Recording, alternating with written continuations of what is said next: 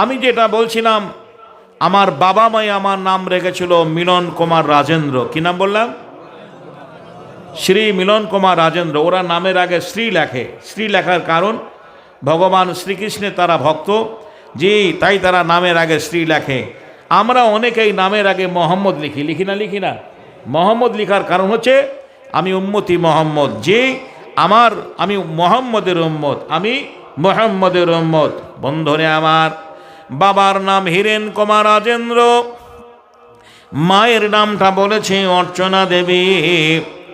আমার জন্মভূমি গ্রামের নাম, এই গ্রামটার নাম কি? এই গ্রামটার নাম ধনিয়াভিটি। আমার গ্রামের নাম সাওরাইল। ওই গ্রামটার পোস্ট অফিস ভোলা, থানা সাগরদিঘি, জেলা মুর্শিদাবাদ। পশ্চিমবাংলায় মুর্শিদাবাদ, অনেক জেলার মধ্যে মুর্শিদাবাদ বলে একটা জেলা আছে। এই জেলাটা ঐতিহাসিক জেলা, নবাবের জেলা। বাংলা, বিহার, উড়িষ্যার নবাব ছিলেন সিরাজদৌল্লা। এখনও সেই নবাবের হাজারদুয়ারি বাড়িটা এখনও রয়েছে। আমি সেই জেলার মানুষ। বাড়ি আমার সাওরাইল, পোস্ট অফিস ভোলা, থানা আমার সাগরদিঘি, মুর্শিদাবাদ জেলা। নামটি আগে মিলন ছিল, এখন হাবিবুল্লাহ।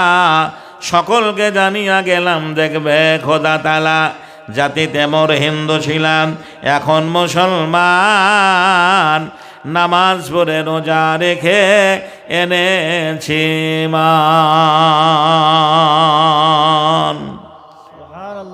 পরিচয় পেয়ে গেলেন। আমি খুবই সংক্ষেপে আমার জীবনের করুণ ইতিহাসটা একটু বলে আমি আসল জায়গায় যাব। আমার মুসলমান হওয়ার প্রথম জীবনের ঘটনা। একদিন এটা আপনাদের জানার দরকার আছে না? জোরে বলেন, এটা জানলে কি হবে একটু বলি। দেখুন, আমাদের যে জামা কাপড় ময়লা হয়ে যায়, এই ময়লা জামা কাপড় আপনারা আসামের মানুষ ফেলে দেন না, পরিষ্কার করেন? পরিষ্কার করতে হয়।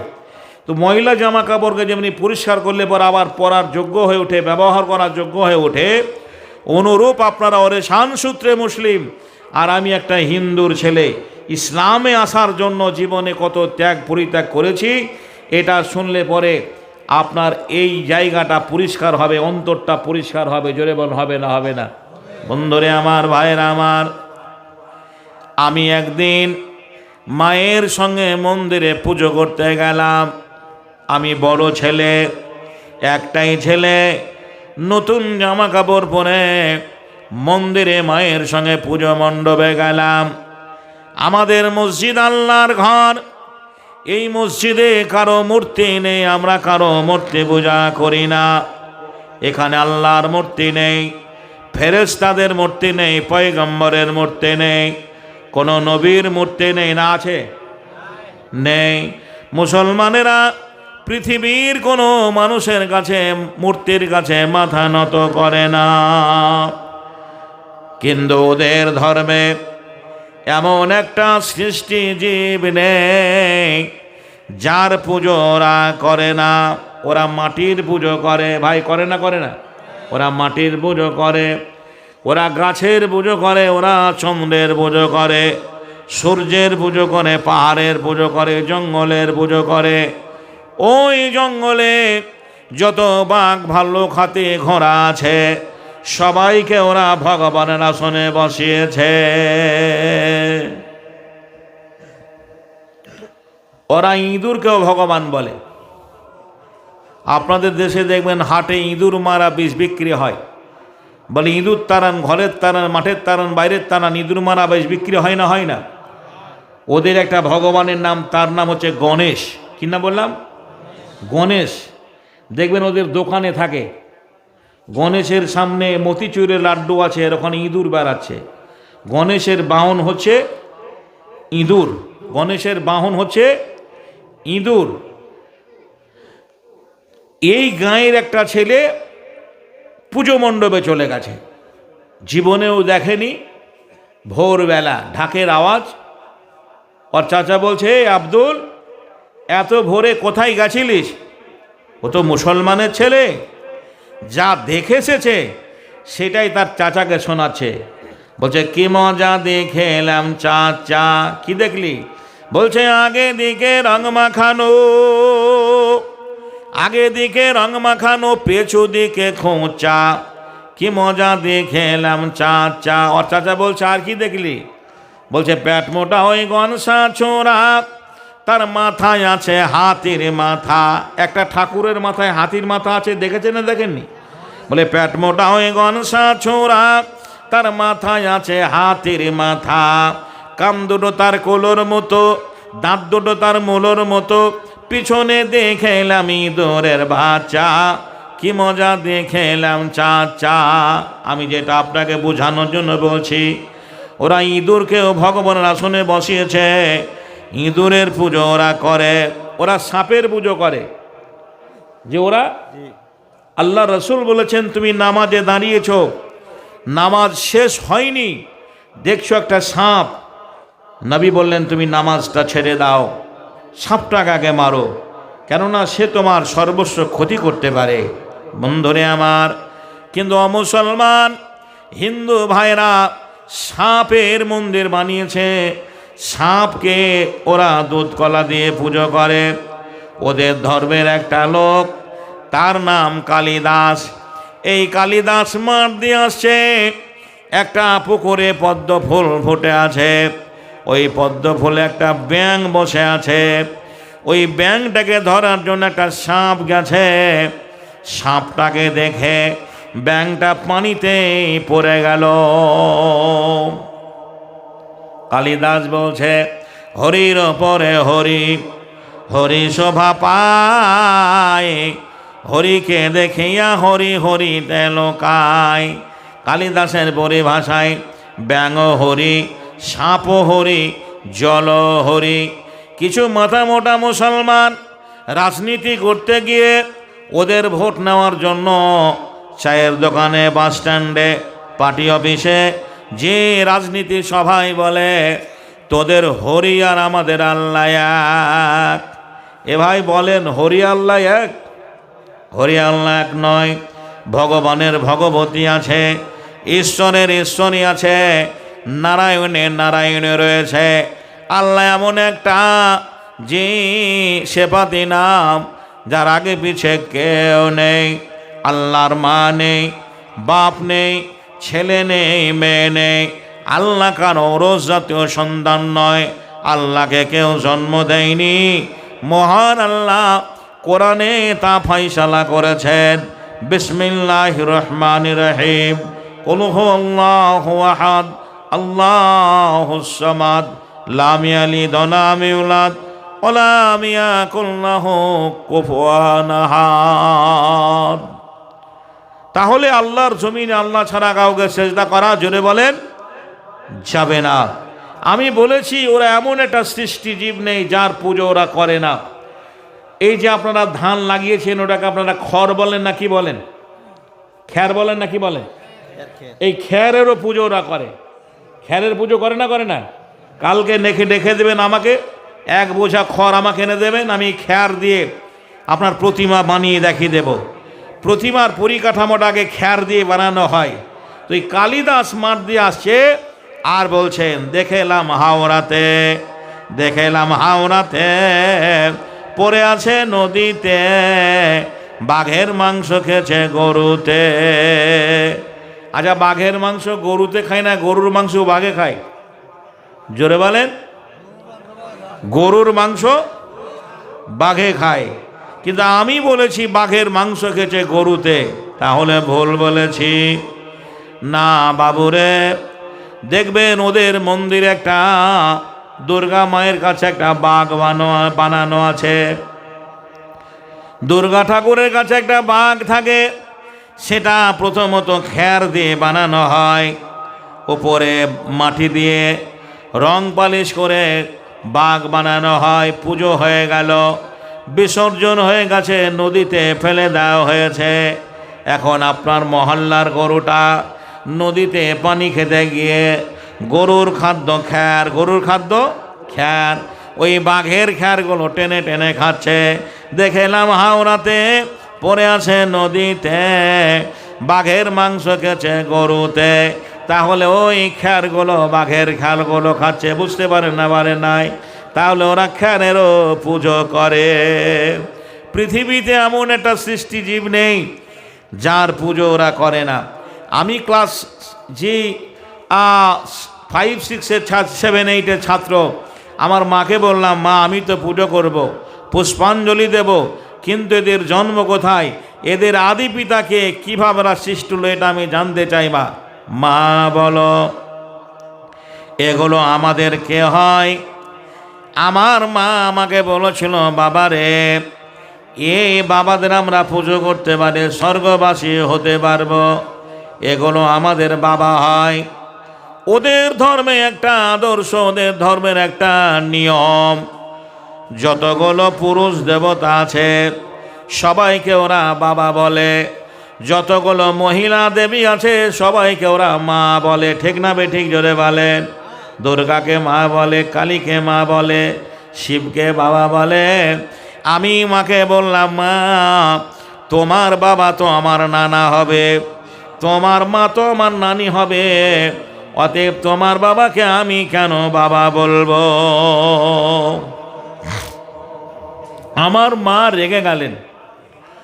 মাকে আমি বলেছিলাম, মা যদি এই দেবদেবীদের বাবা বলতে হয়, আমি আমার জীবনে আজ থেকে রাস্তাঘাটে যাকেই দেখতে পাবো আমি তাকেই বাবা বলে ডাকবো, আর তাকেই তোমাকে স্বামী বলে গ্রহণ করতে হবে, করবে কি তাই বলো? কোনো ছেলে যদি তার মাকে হেন প্রশ্ন করে, বুঝতে পারছেন সে মায়ের মন মানসিকতা কেবল হবে, নিশ্চয়ই সে মা আদর আপ্যায়ন করে কোলে তুলে নেবে না। উগ্র মেজাজ নিয়ে মায়ের সঙ্গে কথোপকথন শুরু হয়ে গেল।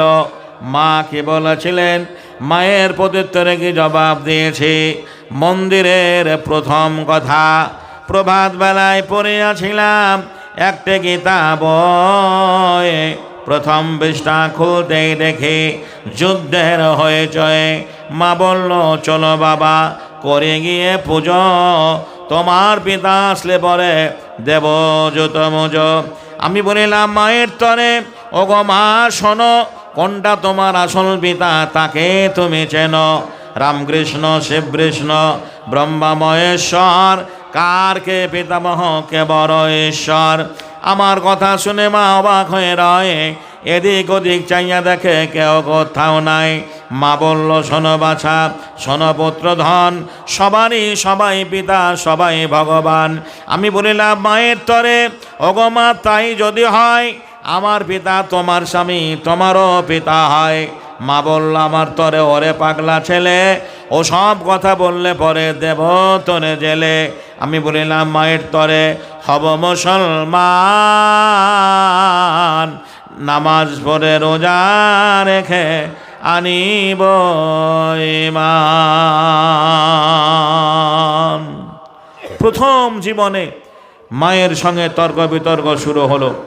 পুরোহিতের কাছে গেলাম, ব্রাহ্মণের কাছে গিয়ে বললাম, দাদু ঈশ্বরের সন্তান আপনি, আমিও ঈশ্বরের সন্তান, আপনি যেভাবে ভগবানকে ডাকছেন আমি এইভাবে ডাকবো। উনি বললেন, না, এই বইগুলো তোদেরকে পড়তে দেওয়া হবে না, ওদের ধর্মে ব্রাহ্মণ ছাড়া কাউকে পুজো করতে দেওয়া হয় না, কিন্তু আমাদের ধর্মে আজান হয়ে গেছে, ইমাম নেই, মৌলানা নেই, হাফেজ সাহেব নেই, একজন যে লেবার কাস্টের মানুষ যদি ইমাম হয়ে নামাজ পড়ায়, সারা আসামের মুসলমানরা যদি তার পিছনে দাঁড়ায়, নামাজ হবে কি হবে না বলেন?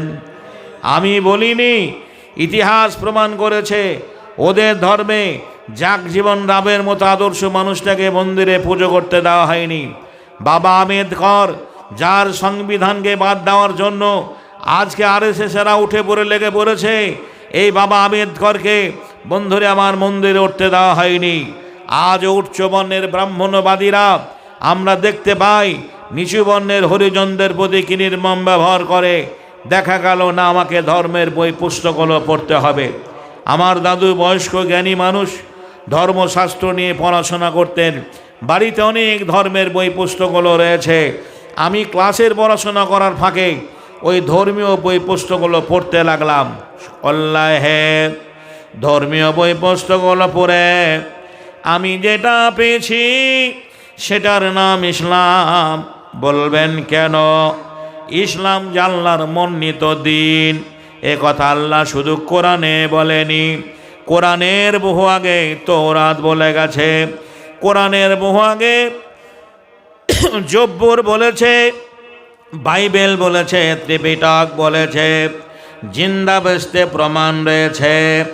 আমরা যাকে বলি লা ইলাহা ইল্লাল্লাহু মুহাম্মাদুর রাসূলুল্লাহ, ওদের ধর্মে বেদে বলা হয়েছে, বেদকে লিখেছেন, বেদ যিনি লিখেছেন তার নাম মনু।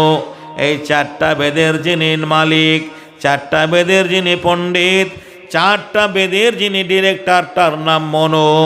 এই মনু বলেছেন লা ইলাহাং মুহাম্মাদাং রসুলাং সর্বাং সুন্দরাং পরাবাং সুন্দরাং অল্লাং জ্যেষ্ঠাং শ্রেষ্ঠাং পরাবাং পূর্ণাং ব্রহ্মাং অল্লাহ অল্লাহ মিতাং। আমরা যাকে বলি লা ইলাহা ইল্লাল্লাহু মুহাম্মাদুর রাসূলুল্লাহ, মনো বলেছেন লা ইলাহাং মুহাম্মাদাং রসুলাং সর্বাং সুন্দরাং পরামাং সুন্দরাং অল্লাং জ্যেষ্ঠাং শ্রেষ্ঠাং পরামাং পূর্ণাং ব্রহ্মাং অল্লাহ অল্লাহ মিতাং। এমনি করে বারবার বহু জায়গায় আল্লাহ মুহাম্মদের কথা এসছে। আমার ইসলাম ধর্মে মূর্তি পূজা হারাম, মূর্তি পূজা নিষেধ। আল্লাহর জমিন আল্লাহ ছাড়া কারো কাছে সেজদা করা যাবে না। ওরা এমন একটা সৃষ্টি জীব নেই যার পুজো ওরা করে না। পুজো প্রসঙ্গে ওদের ধর্মে বলা হয়েছে শ্রেষ্ঠ পূজা কাকে বলে, শ্রেষ্ঠ পূজা কাকে বলে? ধাতু বাসান মাটির মূর্তি, কাজক্রেতর সে গঠনে, আতপ জানার পাকা কণা কাজক্রেতর আয়োজনে, মেষ ছাগল মহিষ জাতি কাজক্রেতর বলিদানে, জাকজমকে করলে বোঝা অহংকারায় মোর মনে মনে, তুমি লুকিয়ে দাঁড়ে করবে বোঝা জানবে না রে জগৎ জনে, তুমি ভক্তি সুধা খাইয়ে তানে তৃপ্তি কর আপন মনে।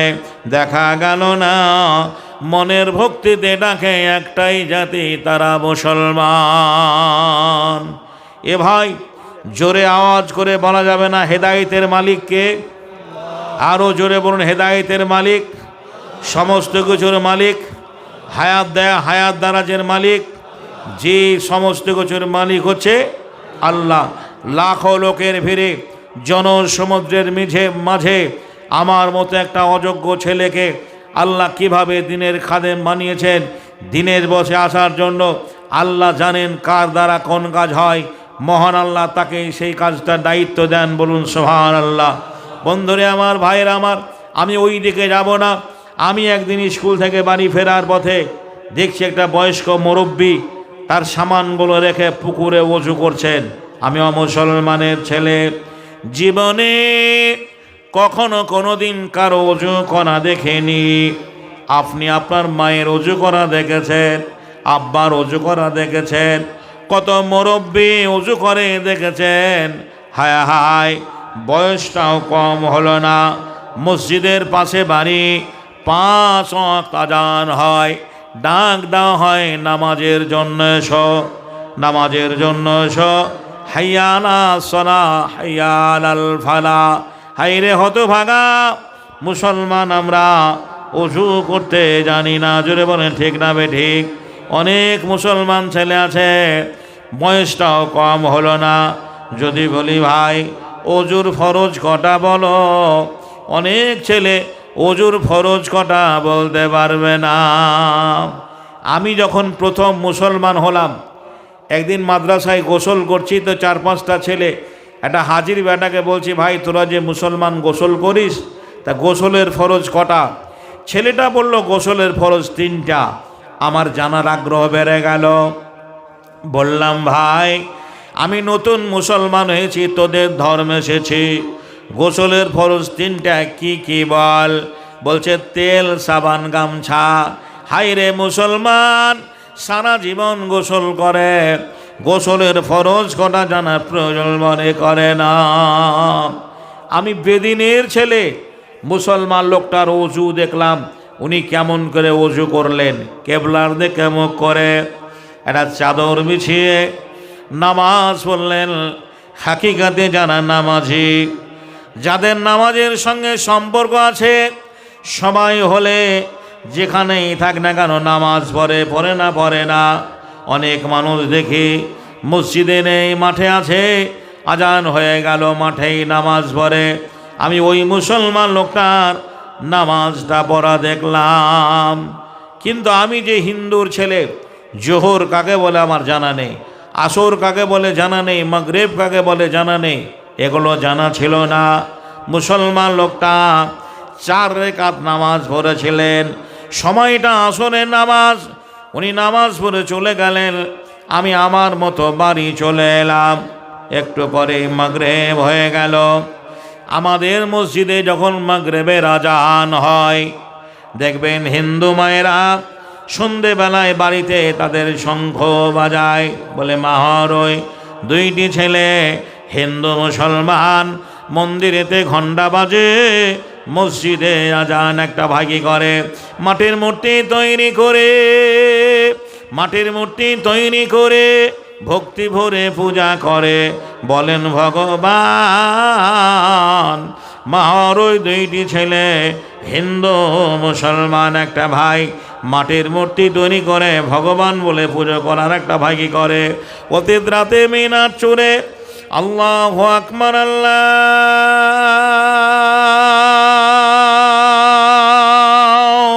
আকবার, অতীত রাতে মিনার চুরে উচ্চ স্বরে আজান পড়ে দয়াল খোদাই ডাকে তারে, বলেন রহমান। মাহরই 2টি ছেলে হিন্দু মুসলমান, মসজিদে আজান হচ্ছে, মন্দিরে পুজো, হেদায়েতের মালিক আল্লাহ, মহান আল্লাহ আমার দ্বারা কিভাবে দিনে এনেছেন সেটাই আপনাদের সামনে বলবো।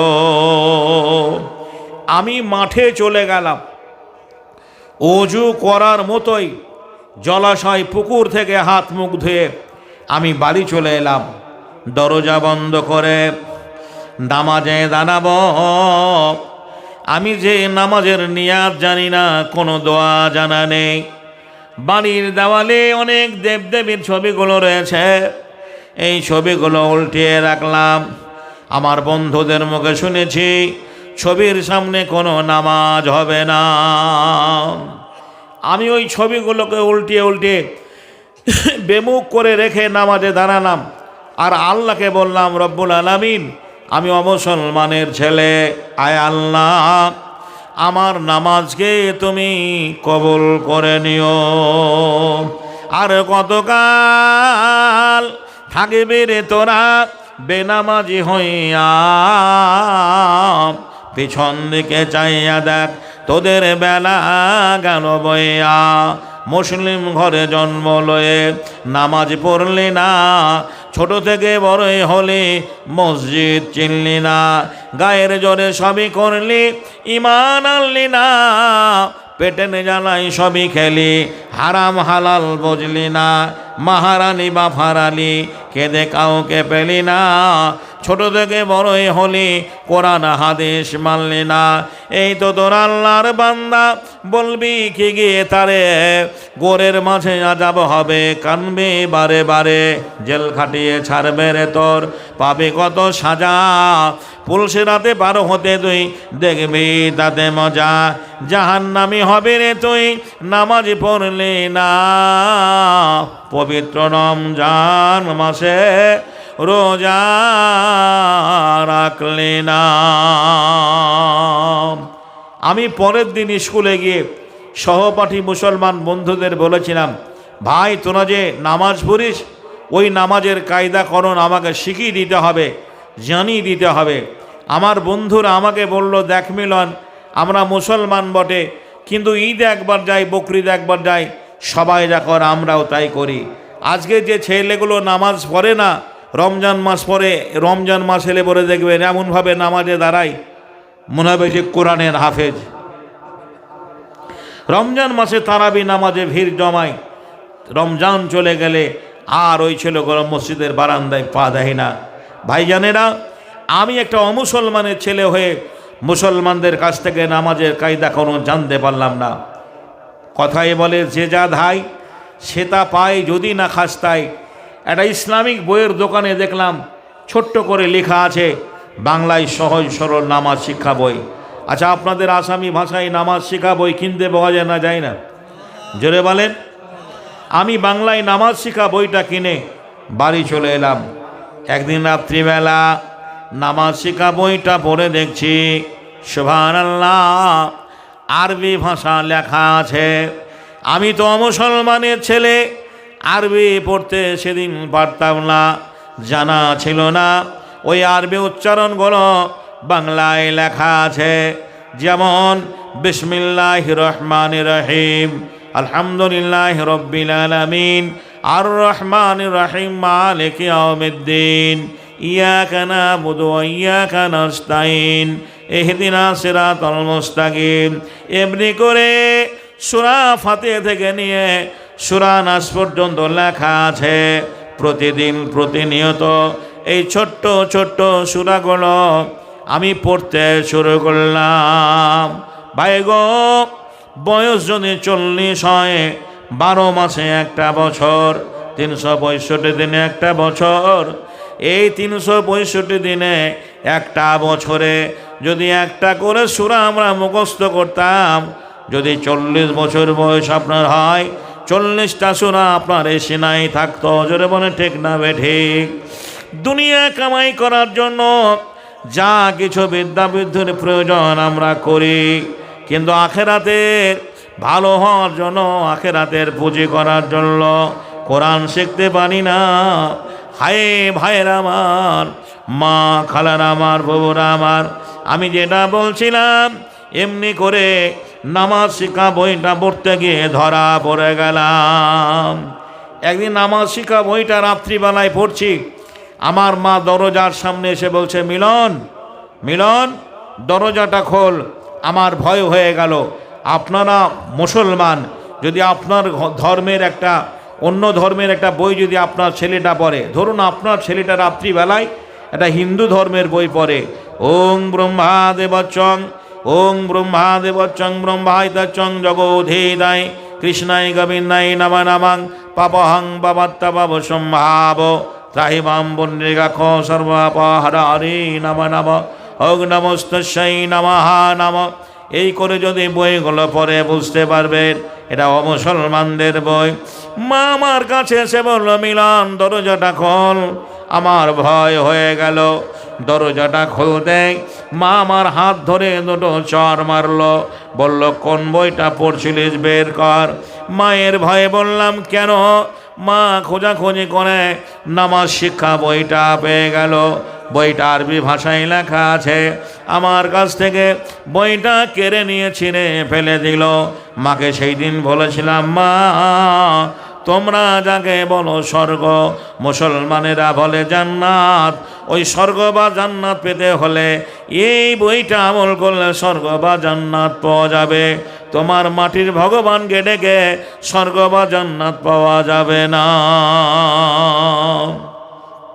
আমার এভাবে সংগ্রামী জীবন শুরু হলো। আমি বড় ছেলে ক্লাস 9-এ পড়ি। আমার মা কৌশল করে আমাকে কালী মন্দিরে নিয়ে গেল। সাধু বাবাকে বলল, আমার একটাই ছেলে, মা বলার কেউ নেই, আমার ছেলেটা আমাদের ধর্মকর্ম ভালোবাসে না। কেন এমনটা করে আপনি একটু দেখুন। আপনি সুস্থ সবল মানুষ, যদি কবিরাজের বাড়ি যান তো কবিরাজ আপনাকে অসুস্থ করে ছাড়বে। হয় বলবে জিনে ধরেছে, না হয় বলবে ভূতে পেয়েছে, না হলে বলবে তোমার বাড়িটা হওয়া মতো যাচ্ছে, বন্ধ করতে হবে। আমার হাতখানা দেখে বলল, মা, তোমার ছেলেকে এনেছো, খুব ভালো করেছো। মা বলল, গুরুদেব, কি হয়েছে? বলল, মা রে, তোর ছেলেকে মুসলিম মেয়েতে ওষুধ খাইয়ে দিয়েছে। মাকে বললাম, মা জি। আমার হাতখানা দেখে বা হাওমাও করে কান্দতে লাগলো। সাধু বাবা বলল, তোমার ছেলেকে মুসলিম মেয়েতে ওষুধ খাইয়ে দিয়েছে। মা সেজদায় পড়ে গেল। বলল, মা, তোমাকে 16 কলা ভোগ দেব, জোড়া পাঠা দেব, তোমার নামে পুজো দেব, তুমি আমার ছেলেকে আমার কোলে ফিরিয়ে দাও। মাকে বললাম, মা, 16টা কলা কেন? লরি কলা যদি মায়ের কাছে জমা করো, জীবনেও তোমার মা খেতে পারবে না। যার প্রসাদ কুকুরে খেলে তার আবার ক্ষমতা থাকে না, সে কি হেদায়েত করতে পারে? জোরে আওয়াজ করে বলা যাবে না হেদায়েতের মালিক কে? এভাবে আমার সংগ্রামী জীবন শুরু হলো। আমি আগে বলেছি সংক্ষেপে অল্প সময়ে ছেড়ে দেব। বন্ধুরে আমার, ভাইয়ের আমার, এভাবে সংগ্রামী জীবন শুরু হলো। একদিন আমার মা আমাকে বলেছিল, আজ তোকে মন্দিরে যেতে হবে, যদি না যাস খেতে দেব না। আচ্ছা, আপনার গ্রামের একটা ইমানদার মা, জান্নাতি মা আমার সামনে এসে দাঁড়িয়ে বলতে পারবে যে আমার ছেলে মেয়েগুলোকে এভাবে তৈরি করেছি, এভাবে শাসন করেছি? প্রত্যেকটা অভিভাবক, প্রত্যেকটা গার্জেন যদি শরীয়ত সম্মত আমরা চলতাম, তাহলে ফজরের আজানের সময় যদি আপনার ছেলেটাকে বলতেন, বেটা ফজরের আজান হয়ে গেল, চল মসজিদে নামাজটা পড়ে আছি। জোহরের সময় দেখলেন ছেলেটা গোসল করেনি, আব্বা গোসল করে নাও, মসজিদে চলো নামাজটা পড়ে আসি। আসরে দেখছেন খেলাধুলো করছে, আসরে নিয়ে গেলেন, মাগরিবে নিয়ে গেলেন। 12 মাসে একটা বছর, 365 দিনে একটা বছর। আপনি বুড়ো বাপ, ওই ছোট্ট ছেলেটাকে 1 বছর যদি মসজিদের রাস্তা 5 বেলা নিয়ে যান, আপনি মরার পরেও কবরে শুয়ে থাকবেন, জীবনে ওই ছেলেটা ওই রাস্তা জীবনে ভুলবে না। এই জন্য হাদিসে রয়েছে, তোমার ছেলে মেয়ের যখন বয়স হবে 7 বছর, নামাজের প্রশিক্ষণ দেবে, নামাজের তালিম দেবে, নামাজ পড়ার কথা বলবে। 10 বছর বয়সে যদি নামাজ না পড়ে শাসন করবে। প্রয়োজন হলে তোমার ছেলেকে তোমার অন্যে রাখা যাবে না। আমাদের বাপ মা কেমন, যে ছেলেগুলো পরের পুকুরের মাছ ধরে আনে, পরের জমির ফসল চুরি করে আনে, তাকে আমরা ডেকে আনি। বন্ধুরে আমার, ভাইয়ের আমার, এভাবে আমার সংগ্রামী জীবন শুরু হলো। আমি আমার মাকে বললাম, মা তুমি চলো, আমি যাচ্ছি, আমার নিয়াত ইন্নামান আমল বিল নিয়াত। আমার মা মন্দিরে চলে গেল, বাড়িতে কেউ নেই, আমি হিন্দুর ছেলে, ওযু করে আল্লাহকে ডেকে নিলাম, আলহামদুলিল্লাহ,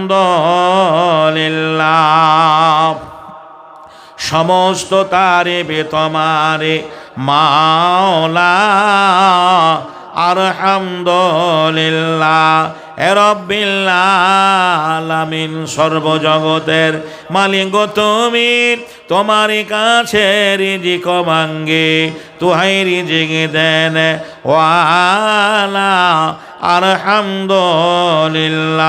আর রহমানির রহিম নামটি তোমার, রহিম রহমান শেফাইটি তোমার অতি চমৎকার। রহম তুমি করো গো আমাদের ওপার, তুহাই রহম কারনে ওয়ালা, আলহামদুলিল্লাহ। মালিক ইয়াউমিদ্দিন, কিয়ামতের মালিক তুমি, সে তাকে হবে মোরা নাহি জানি, তুহাই কিয়ামত কারনে ওয়ালা, আলহামদুলিল্লাহ। ইয়াকা নাবুদু ওয়া ইয়াকা নাস্তাইন, তোমার ইবাদত করি গো মোরা, তোমারই কাছে মদদ চাহি, তো এই মদদ কারনে ওয়ালা, আলহামদুলিল্লাহ।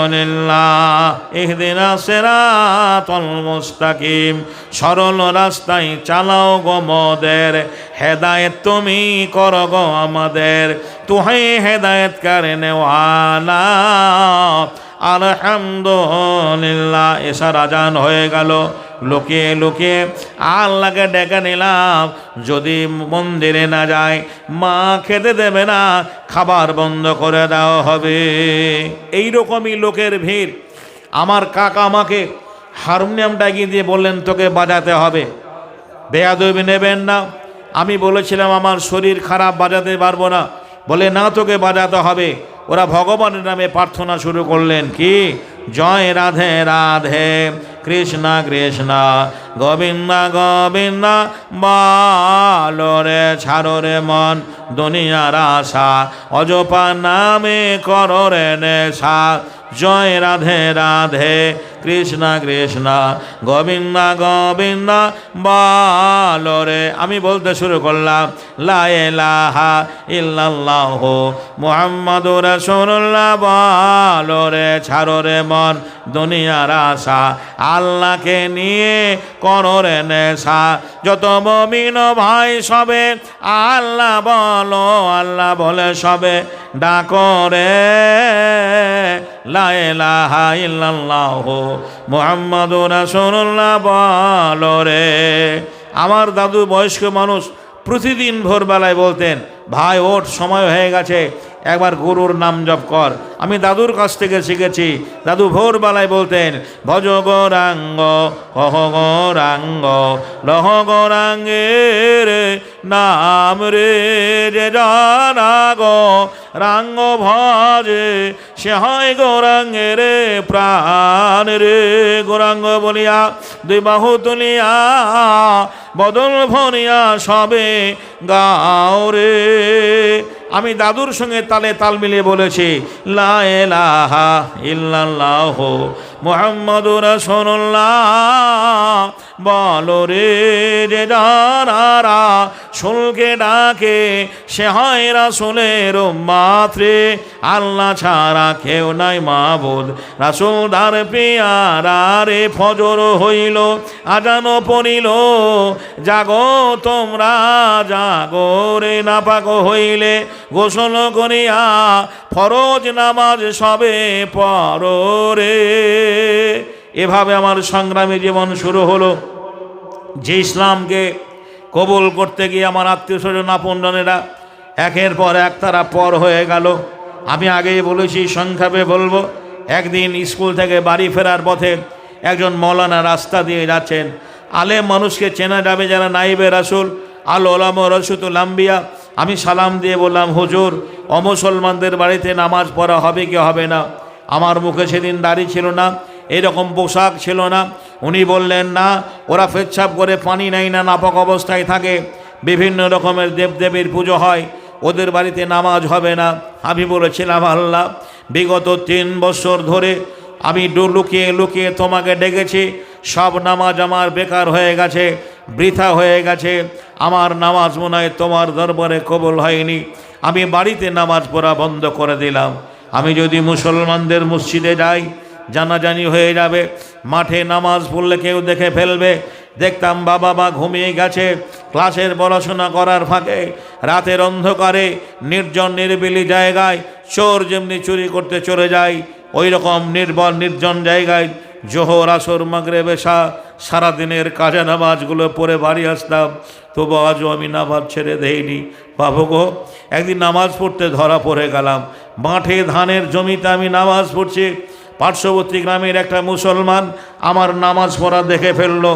আমার কাছে এসে বলল, তুমি তো হিন্দুর ছেলে, গতকালকে এই মাঠে এই জায়গায় তোমাকে নামাজ পড়তে দেখেছি, আজকেও দেখলাম তুমি নামাজ পড়ছো, তোমার মাথা কি খারাপ হয়ে গেছে? বলেছিলাম, চাচা, আমি অমুসলমান হলেও নামাজকে শ্রদ্ধা করি, নামাজকে ভালোবাসি। তাই আমার জীবন ইতিহাসটা লোকটাকে শোনালাম। তার চোখ দিয়ে পানি গড়িয়ে এলো। বলল, আমরা অরেশান সূত্রে মুসলিম, জন্মসূত্রে মুসলমান হয়েও শুক্রবার জুমায় একদিন যাই, ঈদ আর বকরিদে নামাজ পড়ি, 5 ওয়াক্ত নামাজের সময় আমরা দিতে পারিনি। তুমি একটা আল্লাহকে এত ভয় করো, বেদিনের ছেলে হয়েও, বিধর্মীর ছেলে হয়েও বাবা মার ভয়ে লুকিয়ে লুকিয়ে নামাজ পড়ো। কি বলে কৈফিয়ত দেব ভেবেই পাচ্ছি না। মুসলমান লোকটা আমাকে বাড়ি নিয়ে গেল, আর তার বাড়ির কাছে গিয়ে বলল, এই বাড়িটা তোমার জন্য খোলা রইল, যখন আজান হবে আমার বাড়িতে অজু করা পানি দেওয়া হবে, যাই নামাজ দেওয়া হবে, আমি আর আমার স্ত্রী ছাড়া কেউ জানতে পারবে না। আমি এভাবে তার বাড়িতে বিগত টানা 2 বছর নামাজ আদায় করেছি। একদিন কলেজ থেকে বাড়ি ফেরার পথে মুসলমান লোকটাকে বললাম, চাচা, আমি আর এই ধর্মে থাকবো না, আমি মুসলমান হয়ে যাব। আমাকে উনি বাধা দিয়ে বলেছিলেন, তুমি পড়াশোনা করো, এগিয়ে চলো, সুদূর ভবিষ্যৎ নষ্ট করো না। আমার মরণের ভয় হলো। পথ দুর্ঘটনায় মুসলমান লোকটা লরির সঙ্গে অ্যাক্সিডেন্ট হয়ে মারা গেল। ইন্না লিল্লাহি ওয়া ইন্না ইলাইহি রাজিউন। আমরা আজকে যারা এখানে বসে আছি, আগামী কালকে আমাদের মধ্যে থেকে যে কেউ হারিয়ে যেতে পারি, মরে যেতে পারি। আল্লাহ ভালো জানেন কার কখন কিভাবে মরণ হবে। মুসলমান লোকটা মারা গেল। আমি তখনও বেদিনের ছেলে, বিধর্মীর ছেলে। মুসলিম সমাজের কাছে গিয়ে বলেছিলাম, ওগো, আপনারা একটু সুযোগ দেবেন, তার জানাজায় শরীক হয়ে মাটি দেব। মুসলমানরা কোনো আপত্তি করেনি। আমি হিন্দুর ছেলে হয়ে অজু গোসল করে পবিত্রতা বজায় রেখে জানাজায় শরীক হয়ে মাটি দিয়েছি। ইসলাম ধর্মের সবচেয়ে আমাকে আদর্শ কনভেন্ট করেছে, ভালো লেগেছে। আমার ফেলে আসা ধর্মের কেউ মারা গেলে লাখপতি কোটিপতি শিল্পপতি হলেও পরিষ্কার পরিচ্ছন্ন করা হয় না। ওরা যেভাবে মারা যায় শ্মশানে পুড়িয়ে দেয়, কিন্তু আমার ধর্মে একটা মুসলমান মারা গেলে জীবনের শেষ মুহূর্তে তাকে গোসল দেওয়া হয়। একজন মুসলমান মারা গেলে হাজারো মুসলমানরা জানাজায় শরীক হয়ে মাটি দিতে আসে। আমি মাটি দিয়ে বাড়ি এলাম। আমার মা বলল, মিলন তুই কবরস্থানে গেছিলি, মুসলমানকে মাটি দিয়েছিস, সমাজের মানুষ কেউ মেনে নেবে না, তোকে গঙ্গা স্নান করে আসতে হবে। বাবা মার ভয়ে গঙ্গা স্নানের নামে আমি পাশের গ্রামে ফুটবল টুর্নামেন্টে বল খেলাধুলো করে সন্ধ্যায় ঘরে ফিরছি। সূর্য ডুবে গেছে গোধূলি লগ্নে। আমার নিয়াত ইন্নামাল আমালু বিল নিয়াত। আমার নিয়াত কখন আমি নামাজটা নির্জন জায়গায় পড়ব। গ্রাম ঢুকতে আমার একটা চাচাইতো বোন আমাকে দেখে দ্রুত গতিতে ছুটে এসে আমাকে পাঁজা মেরে ধরে হাওমাও করে কাঁদতে লাগলো। বোনটাকে বললাম, কাঁদছিস কেন রে, কি হয়েছে বল। বোনটা বলেছিল, দাদা জীবনে বেঁচে থাকলে স্বভাব তোর পূরণ হয়ে যাবে। আজ তুই বাড়ি থেকে পালিয়ে যা, যারা তোকে দুনিয়া থেকে সরিয়ে দেবে সব অপরিচিত মানুষ, ভাড়াটিয়া গুন্ডা। আপনারা ভুলে গেছেন ইসলামকে টিকিয়ে রাখার জন্য যে আল্লাহ রাসূলকে আমার মহান আল্লাহ দায়িত্ব দিয়েছিলেন। এই দায়িত্ব পালন করতে গিয়ে একদিন মক্কার কাফেরেরা চারিদিক থেকে আল্লাহ রাসূলের বাড়িটা ঘেরাও করলো। নিজের বিছানায় হযরত আলীকে রেখে গভীর রাত্রে সুরঙ্গ পথ ধরে আল্লাহর নবী আবু বকরের দরজায় গিয়ে বলেছিলেন, আবু বকর চলো, আজ মক্কাবাসী ঘুমিয়ে গেছে, কেউ আজ জানতে পারবে না, আজ আমাদের মদিনায় চলে যেতে হবে। যে দেশে আমার রাসূল বড় হলেন, যে দেশের মানুষ আলামিন সত্যবাদী বলে ডাকত, যিনি রহমাতুল্লিল আলামিন, সেই মাতৃভূমি পরিত্যাগ করে আমার রাসূল ইসলামের জন্য মদিনায় হিজরত করেছিলেন। যখন চলে গেলেন, যেতে যেতে সকাল হয়ে গেল। কাফেররা জানতে পারবে ভেবে গারে সুর বলে একটা জায়গায় আল্লাহর নবীকে আবু বকর আবু বকরকে সঙ্গে নিয়ে আল্লাহর নবী ওই গারে সুরে আত্মগোপন করেছিলেন। আমরা জানি বিষধর সাহেব আবু বকর সিদ্দিককে দংশন করেছিল। সে ইতিহাস বড় লম্বা। আমি আমার বোনটাকে বলেছিলাম, এই শীতের রাতে আমি কাউকে চিনি না, কেউ আমাকে চেনে না, তুই আমার জামা কাপড় টাকা পয়সাগুলো এনে দে। বোনটা বলেছিল, দাদা জীবনে বেঁচে থাকলে স্বভাব তোর পূর্ণ হয়ে যাবে। আমি দৌড়াতে শুরু করলাম। ওই তো আমার গ্রামের মানুষ আমাকে ধরার জন্য, তল্লাশি করার জন্য হই হল্লোড় করে লোক বেরিয়ে আসছে। যদি এখনই রাগে বশীভূত হয়ে যায় তাহলে রাগে বশীভূত তারা মেরে দেবে। আল্লাহ আমার দ্বারা দিনের খিদমত করে নেবেন বলে আজও আল্লাহ আমাকে বাঁচিয়ে রেখেছেন। আমি একটা গাছে উঠে পড়লাম। কত শীত, কত কুয়াশা আমার উপর দিয়ে চলে গেল। ফজরের আজান শুনতে পেলাম, আসসালাতু খায়রুম মিনান নাওম। ওই তো মুসলমানদের মসজিদের মিনারে আজান, নামাজি মুসল্লিরা নামাজ পড়তে আসবে। আমি আপনাদের মতো গ্রামকে লক্ষ্য রেখে মসজিদের দরজায় এসে বলেছিলাম, ওগো আমি একটা বেদিনের ছেলে, বিধর্মীর ছেলে, আপনাদের কাছে এসেছি কালেমা পড়ার জন্য। আপনারা আমাকে মুসলমান করে নিন। ইমান হারা মুসলমান, কোরআন ছাড়া মুসলমান, রাজনীতির খপ্পরে পড়া মুসলমানরা আমাকে সেদিন থানায় তুলে দিলেন। পুলিশের গাড়ি এলো। যাদের স্নেহ ভালোবাসা পাবো বলে বুক ভরাসা এসেছিলাম, স্নেহ ভালোবাসার বিনিময়ে সাগরদিঘি থানার ওসি আমাকে ধরে নিয়ে গেল। শুরু হয়ে গেল পুলিশি নির্যাতন। ভারতবর্ষ গণতান্ত্রিক দেশ। এই দেশে কেউ খ্রিস্টান হয়ে যায়, কাদিয়ানি হয়ে যায়, আদার শূন্য ধর্ম গ্রহণ করে, সরকার নীরব, পুলিশ প্রশাসন নীরব। কেউ যদি ইসলাম কবুল করে মুসলমান হয়ে যায় তাহলে তাদের ব্যথা ব্যথা করবে। তাই আমাকে যে অমানবিক অত্যাচার করে কপালের চামড়া আজও দাগ আছে। আমি মারের যন্ত্রণা সহ্য করতে না পেরে বলেছিলাম, স্যার আমাকে মারবেন না, আমি চোর নই, চোরের ভাই নই। বুটে লাথি মেরেছিলেন, বুটের পিণ্ডকে কপালের চামড়াগুলো জড়ো হয়ে গেছিল। ইসলামের যারা শত্রু তারা আমার নামে কেস এফআইআর করলো। মুর্শিদাবাদ জেলার প্রাণকেন্দ্র বহরমপুর। আমি উঠতি বয়সের তরুণ যুবক, যে 3 মাস সময় 90 দিন জেল খাটলাম। জেলের ভেতর থেকে শুধু মহান আল্লাহকে ডাকতাম, যে আল্লাহ এই জেলটা মানুষের গড়া জেল, এই জেলটা সরকারের গড়া জেল, তোমার জেলের নাম ইন্নাল্লাযীনা কাফারু মিন আহলিল কিতাব ওয়াল মুশরিকিনা ফিনারে জাহান্নামা খালিদিনা ফিহা। আয় আল্লাহ, যে মুশরিকদের জন্য তুমি জাহান্নাম তৈরি করে গেছো, ওই জাহান্নামের আগুন থেকে আমাকে বাঁচিয়ে নিও। জানি না, আল্লাহ ভালো জানেন সেদিন আমি পরিত্রাণ পাবো কিনা। বারহাল বন্ধুরে আমার, আমাকে যে 3 মাস সময় 90 দিন জেল খাটার পরে মা বাবা জেলখানায় দেখতে যেত। জেল সুপার বলেছিল, তুমি ভালো ছাত্র, সুদূর ভবিষ্যৎ নষ্ট করো না, তুমি তোমার ধর্মে ফিরে যাও, সরকার তোমার পক্ষে আছে, তোমার চাকরি হয়ে যাবে। আমি বলেছিলাম, ভালো মন্দের মালিক আমার আল্লাহ, সারা জীবন যদি রেখে দেন তাও ভালো, কখনো কোনো দিন আর আমি আমার ধর্মে ফিরে যাব না। আমাকে কোর্টে উঠানো হলো। জজ বললেন, তুমি কেন মুসলমান হবে? মুসলমান নাকি তোমাকে লোভ দেখিয়েছে, প্রলোভন দিয়েছে? তুমি কি কোনো মুসলিম মেয়েকে ভালোবাসো? আমি জজের সামনে দাঁড়িয়ে বলেছিলাম, না স্যার, এ মুসলমান আমাকে লোভ দেখায়নি, প্রলোভন দেয়নি। আমি কোনো মুসলিম মেয়েকে ভালোবেসে নই, আমি স্বেচ্ছায় সুস্থ সবল মস্তিষ্কে আপন ইচ্ছায় ইসলাম কবুল করতে এসেছি। ভারতীয় সংবিধানের প্রতি আস্থা রেখে আমি ভারতবর্ষের সুনাগরিক হয়ে সরকার মহোদয়ের কাছ থেকে রেজুলিউশন করে, এফিডেভিট করে আমি সেদিন হয়ে গেলাম আপনাদের ধর্মীয় ভাই। বলুন আলহামদুলিল্লাহ। শুরু হলো মাদ্রাসার পাঠরত জীবন। তারপরে 2 বছর পরে খাতনা হলো, মুসলমানি হলো, নাম রাখা হলো আমার হাবিবুল্লাহ। বন্ধুরে আমার, ভাইরা আমার, টুইন টাওয়ারের প্রতি যখন হামলা হয়, লাদেন করে খুব লিখালিখি চলছিল, তখন লাদেনের লোক বলে অমনোবিগতোচ্চার করে বাংলার পুলিশ কলকাতা লালবাজারে আমাকে 26টা দিন সেলে রেখেছিল। সেল আল্লাহ না করো কাউকে যেতে হয়। বাথরুম পায়খানা ঘরের চাইতে ছোট, দাঁড়া হবে, বসা হবে, 60 ঘুমানো হবে না। এইরকম একটা জায়গায় এই ইসলাম কবুল করার জন্য, দিন কবুল করার জন্য আমাকে কষ্ট পেতে হয়েছে।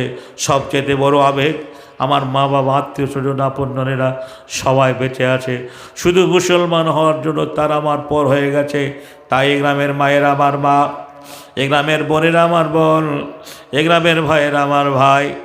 জানি আপনারা চলে যাবেন ভাইয়েরা আমার, একটা কথা আপনাদের কাছে বলবো, এটা মসজিদের জলসা।